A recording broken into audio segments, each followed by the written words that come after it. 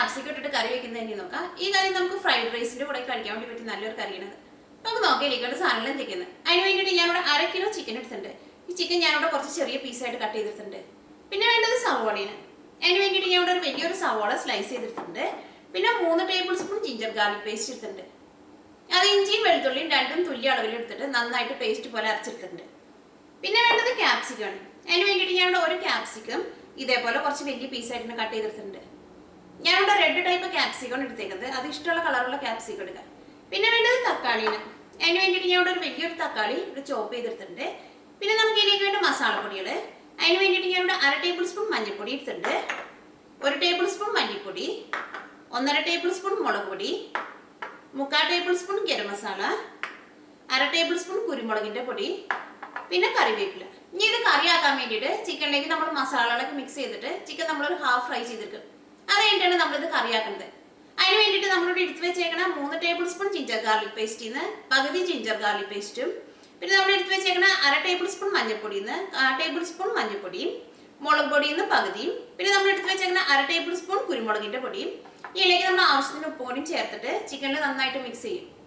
എന്നിട്ട് ചിക്കൻ നമ്മളൊരു half അവറെങ്കിലും marinate ചെയ്യാൻ വെക്കണം. അത് കഴിഞ്ഞിട്ടാണ് ചിക്കൻ നമ്മൾ ഹാഫ് ഫ്രൈ ചെയ്തെടുക്കുന്നത്. അപ്പോൾ നമുക്ക് ഏറ്റവും ആദ്യം ചിക്കനിലേക്ക് നമുക്ക് ഈ മസാലകളൊക്കെ ഒന്ന് മിക്സ് ചെയ്ത് വെക്കാം. ഈ ചിക്കനിലേക്ക് നമുക്ക് 1/2 table spoon ginger garlic paste ചേർക്കാം.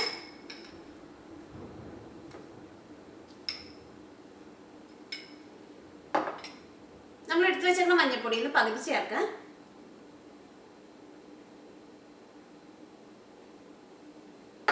മുളക് പൊടിയുടെയും പകുതി ചേർക്കാം. നമുക്കൊരു 3/4 ടേബിൾ സ്പൂൺ ചേർക്കാം മുളക് പൊടി. ഇതിലേക്ക് നമുക്ക് കുരുമുളകിൻ്റെ പൊടി ചേർക്കാം. കുരുമുളകിൻ്റെ പൊടി എല്ലാം ചേർക്കാം. നമുക്ക് ഇതിലേക്ക് ആവശ്യത്തിന് ഉപ്പ് ചേർക്കാം.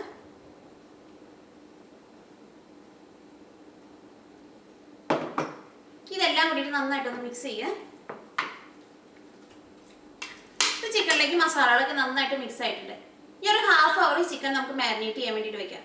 അത് കഴിഞ്ഞിട്ട് വേണം ഈ ചിക്കൻ എടുത്തിട്ട് നമുക്ക് ഹാഫ് ഫ്രൈ ചെയ്തെടുക്കാൻ വേണ്ടിയിട്ട്. ഇപ്പോൾ ചിക്കൻ നമ്മൾ മാരിനേറ്റ് ചെയ്യാൻ വെച്ചിട്ട് 1/2 മണിക്കൂർ കഴിഞ്ഞു. ഈ ചിക്കൻ നമുക്കൊരു ഹാഫ് ഫ്രൈ ചെയ്തെടുക്കാം. അതിന് വേണ്ടിയിട്ട് നമ്മുടെ എണ്ണ നന്നായിട്ട് ചൂടായിട്ടുണ്ട്. ഇതിലേക്ക് നമുക്ക് ചിക്കൻ ചേർക്കാം. ഒരു മീഡിയം ഫ്ലെയിമിലിടാം.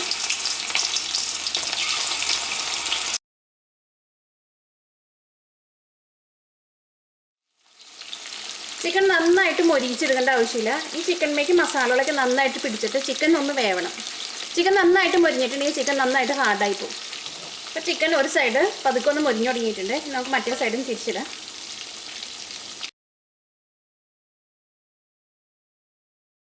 ഇപ്പോൾ ചിക്കൻ 2 സൈഡും ചെറുതായിട്ട് മൊരിഞ്ഞിട്ടുണ്ട്. ചിക്കൻ നന്നായിട്ട് വെന്തിട്ടുണ്ട്. ഇനി ഇതെടുത്ത് നമുക്ക് എണ്ണയിൽ നിന്ന് മാറ്റാം.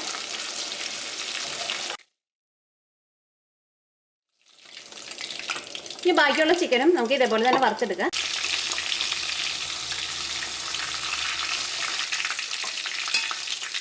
നമ്മുടെ ചിക്കൻ വറുത്തെടുത്തിട്ടുണ്ട്. ഇനി ഇത് നമുക്ക് കറിയാക്കാം. ഒരു ചീനച്ചട്ടി വെച്ചിട്ട് ചൂടാക്കാം. ഇതിലേക്ക് നമുക്ക് കുറച്ച് ഓയിൽ ഒഴിക്കാം.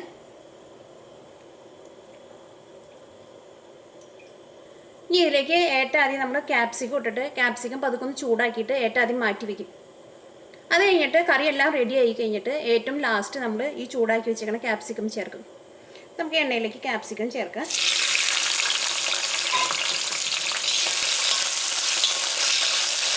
ഇങ്ങനെ നമ്മൾ ചെയ്യുമ്പോൾ ഈ ഓയിലിലേക്ക് ക്യാപ്സിക്കത്തിൻ്റെ ടേസ്റ്റൊക്കെ ചെറുതായിട്ട് കിട്ടുകയും ചെയ്യും. ഈ ക്യാപ്സിക്കം ചെറുതായിട്ടൊന്ന് മൊരിഞ്ഞ് കിട്ടുകയും ചെയ്യും. നമുക്ക് ക്യാപ്സിക്കം നമുക്ക് എണ്ണയിൽ നിന്ന് എടുത്ത് മാറ്റാം. ക്യാപ്സിക്കം നന്നായിട്ട് മൊരിയേണ്ട ആവശ്യമില്ല. നന്നായിട്ടൊന്ന് ചൂടായാൽ മതി. ഇത് മാറ്റി വയ്ക്കുക. ഇതിലേക്ക് നമ്മൾ സ്ലൈസ് ചെയ്ത് വെച്ചേക്കുന്ന സവോള ചേർക്കാം. ജിഞ്ചർ ഗാർലിക് പേസ്റ്റ് ചേർക്കാം. കറിവേപ്പില ചേർക്കാം.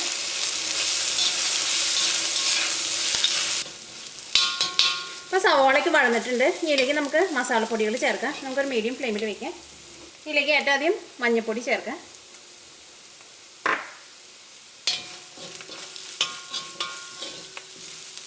അപ്പോൾ മഞ്ഞൾപ്പൊടി എണ്ണയിൽ നന്നായിട്ട് മൊരിഞ്ഞിട്ടുണ്ട്. ഇതിലേക്ക് നമുക്ക് മല്ലിപ്പൊടി ചേർക്കാം.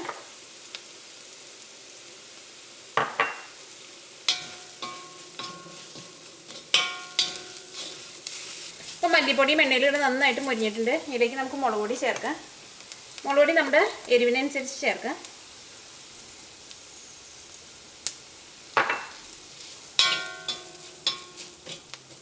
അപ്പോൾ മസാലപ്പൊടികളെല്ലാം എണ്ണയിൽ കിടന്ന് നന്നായിട്ട് മുരിഞ്ഞിട്ടുണ്ട്. ഇതിലേക്ക് നമുക്ക് തക്കാളി ചേർക്കാം. തക്കാളിയിലേക്ക് ആവശ്യത്തിന് ഉപ്പ് ചേർക്കാം. ഗരം മസാല ചേർക്കാം. പകുതി നമുക്കിപ്പോൾ ചേർക്കാം, ബാക്കിയുള്ളത് നമുക്ക് ഏറ്റവും ലാസ്റ്റ് ചേർക്കാം. എല്ലാം കൂടിയിട്ട് നന്നായിട്ടൊന്ന് മിക്സ് ചെയ്യാം. ഇനി നമുക്കൊരു മീഡിയം ഫ്ലെയിമിലിട്ടിട്ട് മൂടി വെച്ചിട്ട് തക്കാളി നമുക്ക് നന്നായിട്ടൊന്ന് വേവിക്കാം. നമുക്ക് മീഡിയം ഫ്ലെയിമിലിട്ടിട്ട് മൂടി വയ്ക്കാം. അപ്പോൾ തക്കാളി നന്നായിട്ട് വെന്തിട്ടുണ്ട്. ഇതിലേക്ക് നമ്മൾ വറുത്ത് വെച്ചേക്കുന്ന ചിക്കൻ ചേർക്കാം.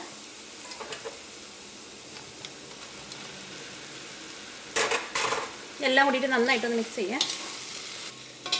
ഈ ടേസ്റ്റ് നോക്കിയിട്ട് വേണമെന്നുണ്ടെങ്കിൽ നമ്മൾ ബാക്കി എടുത്ത് വെച്ചാൽ ഗരം മസാല കൂടി ചേർക്കാം. നമുക്ക് കുറച്ച് ഗരം മസാല കൂടി ചേർക്കാം.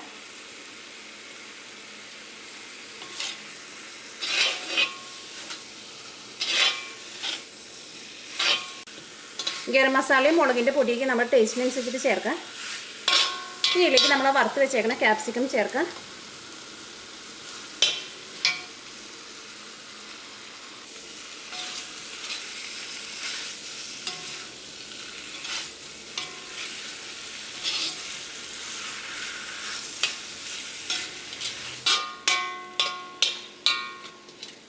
നമ്മുടെ ക്യാപ്സിക്കം ഇട്ട് വെച്ച ചിക്കൻ കറി റെഡി ആയിട്ടുണ്ട്.